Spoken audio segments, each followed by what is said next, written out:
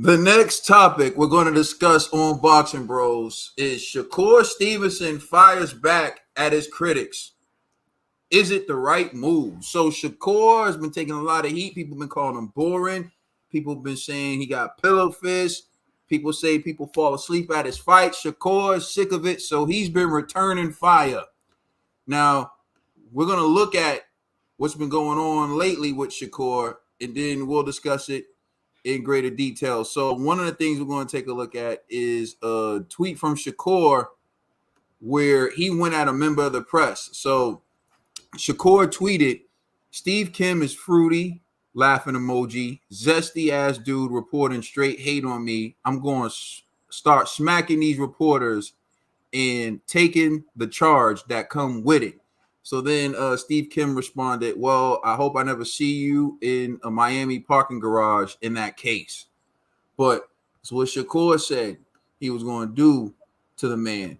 So Shakur went on to tweet some other stuff, but we're going to focus particularly on his exchanges with Andre Berto. So the way I'm seeing this, I don't know if this is going to show in order, but yeah, because I'll start out by showing this one. So this is Andre Berto fighting Showtime Sean Porter, and as you can see, Sean Porter's putting them hands on him, and you see, I'll go back to wait right here. So you see Berto say back of the head, like he got hit with a left hook, and then he said back of the head to the ref. He was getting headbutted that whole fight, though. So Shakur said, okay, I'm ready to start giving fighters constructive criticism. At Andre Berto, keep your right hand up. It'll stop the hook from getting through, especially when you don't got Shakur-like reflexes. On muscle arm emoji. He said, what made you think the punch was in the back of your head? You tripping, bro. Laughing emoji. So he said that in response to Berto because Berto tried to OG him, basically, like give him some pointers or whatever. But Shakur's like, I don't respect you. I beat you up in sparring or whatever. Berto says that never happened. But that sparked Shakur going crazy with Andre Berto. So then he also tweeted this. As you can see, this is Berto with Robert Guerrero. And Shakur said, nah, why was nobody in the arena? No way. You N-words is getting out of hand. So he's saying how people say he doesn't have fans, but if you look at the arena, especially up top, it's closed off. There's nobody in those seats, but there are people in the seats at the bottom, if you see. But what he's basically saying is they couldn't sell out the entire arena. So why are people talking about him that way? So, you would think Shakur was done, but he wasn't. Shakur. And I'm just following one beef. He has multiple beefs going on right now. This is just one with Berto because this one has been funny to me.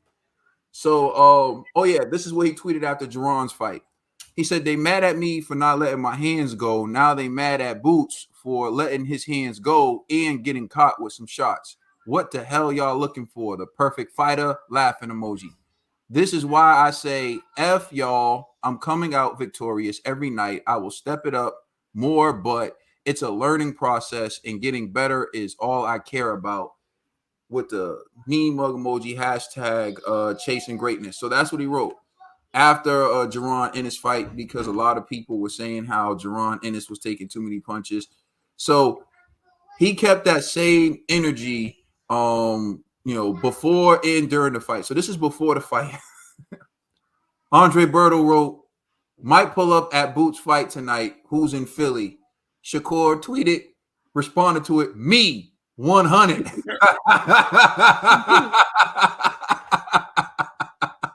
So what tweeted Shakur? Did he run into Berto? He said Berto didn't pull up. But lastly, we're going to show that Shakur kept the same energy even during an interview with The Zone. So this was posted by Art Man the Great, who I've had a few exchanges with on Twitter. Don't always agree with Art Man, but he's cool. I ain't got no real issue with my man Art Man. But here's what he tweeted about Shakur, what he told Chris Manning. If you do work with Matchroom or Golden Boy, that means I'd be scoring some of your fights, and I know you're a huge fan of my scorecard. I hate your scorecards. I think you one of the worst that I've seen in boxing.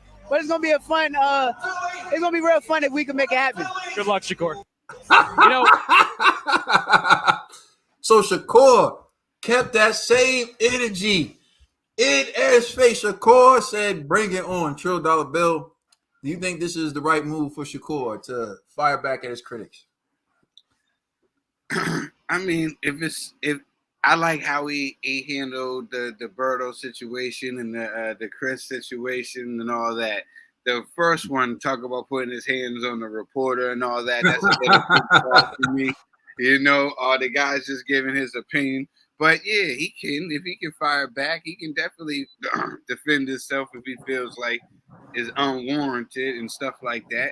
Never had no problem. I just had a problem with the whole tough guy act.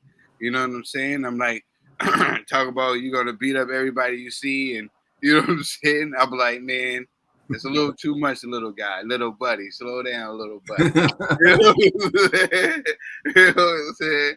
I almost thought that he was like Anthony Joshua size the way he was talking, you know? He got a big heart. He got a big heart, and I ain't mad at him. But yeah, that part wasn't cool. But how he's defending himself against other fighters, people sticking their nose in certain situations that they might not know of or having opinions.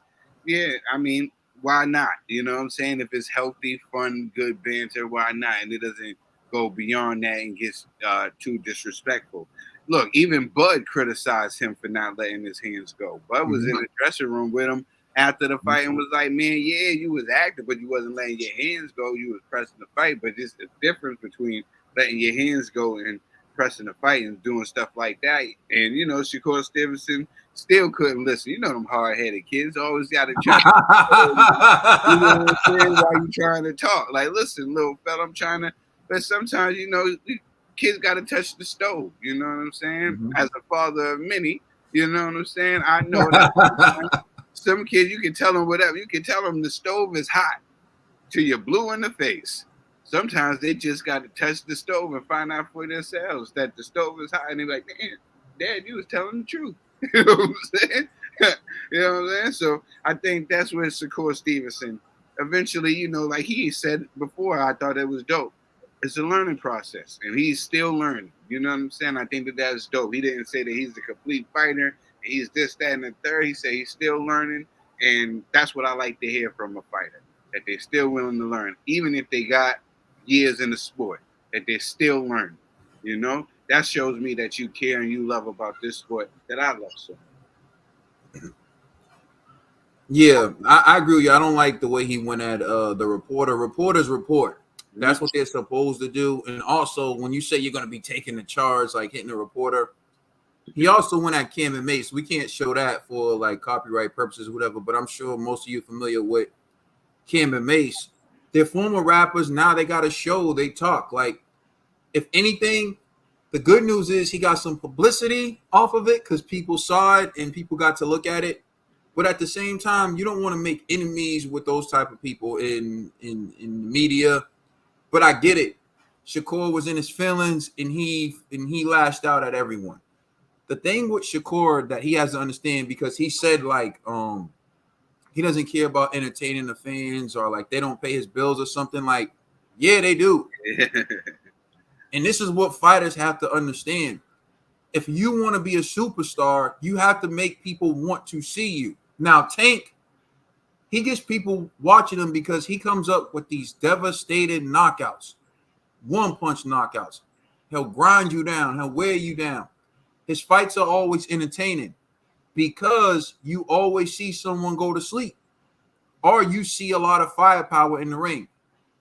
With Shakur, I'll be the first to admit it. There's an attack on boxing skills. If you're an athletic, skilled fighter who's defensively sound, great reflexes, people are not trying to see that. Not in 2024. They want a slugfest. They want to see people get into fights. Although, as he pointed out, Jerome Boots Ennis did that last night, and he still got criticized for it. What do you want? You want someone to stand in the pocket, fight, and not take any punches? Because that's what happens when you stand still and you're trying to knock your opponent out. You are going to get hit. So, like he said, you can't win with the people. I'm glad he knows that. So perhaps maybe he is doing the right thing with the villain role.